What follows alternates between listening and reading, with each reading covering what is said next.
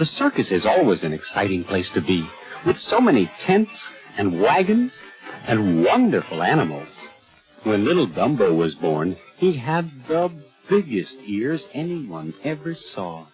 The other elephants laughed and decided to call him Dumbo, which is a very funny name. "Isn't he silly looking?" said the other elephants. "He's so different looking." But Mrs. Jumbo, like all mothers, loved her baby, and she took Dumbo with her every place she went. When the circus came to town, Dumbo was so happy to be part of the parade. There he is, watching all the happy children.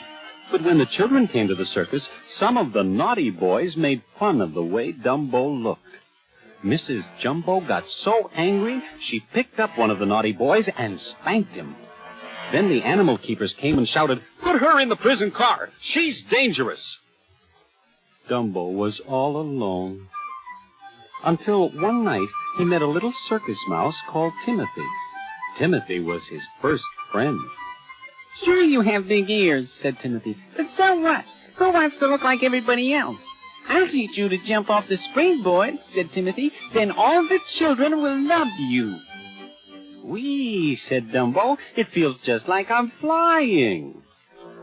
The elephants were doing their big act, balancing themselves on a slippery ball. Gosh, look at them. And Dumbo is going to try and jump on top of them. But Dumbo tripped over his big ears, and the elephants all fell, pulling the tent down after them. Oh, Dumbo was such a disgrace to the circus, they painted his face and made him a clown. They put him in the top window of a big house that was on fire so that the clowns dressed as firemen could save him. "Jump! Jump!" they all cried to Dumbo. Dumbo jumped, whee, bang, right into a tub of wet plaster. Everyone laughed at the funny elephant clown making a fool of himself. Dumbo was very sad to be a clown. "Go to sleep, Dumbo, and don't you worry," said Timothy. "I'll think of something to make you a great success. We'll be flying high. You'll see." Now, turn over the record, and I'll tell you how Dumbo became the greatest star the circus ever had. The next morning, Dumbo and Timothy woke up high up in a tree, with some big crows staring at them. "Oh, what's the idea of flying up here at night? Oh," shouted one of the crows. "Oh, this is where we live. Oh." "You think Dumbo flew us up here?" laughed Timothy. "That's funny." He and Dumbo laughed so much, bang, they fell right out of the tree. "You know," Timothy said, "maybe you were flying in your sleep. With your big ears, I'll bet you can fly." In the woods, they practiced flying. "Move your ears faster, Dumbo," said Timothy. But all they did was raise lots of dust, as lots of birds came to watch the silly elephant who wanted to fly. Timothy was angry at the birds. "How can you laugh at this poor elephant?" he said. "Just because he was born with big ears and looks different. I'm trying to make him a great success, so his mother won't have to stay in prison." The birds felt sorry for Dumbo, so they gave him a magic feather to help him fly. Dumbo took the magic feather, and Timothy said, "Get ready?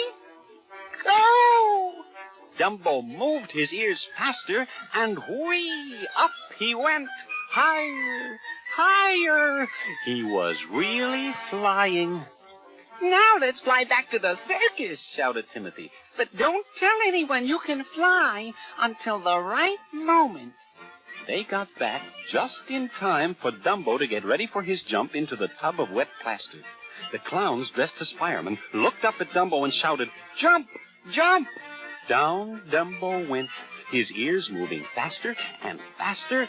Whee! He was flying all around the tent. "Dumbo, you're wonderful," shouted Timothy proudly, and all the elephants were amazed to see an elephant fly. Dumbo flew and flew as the crowd roared.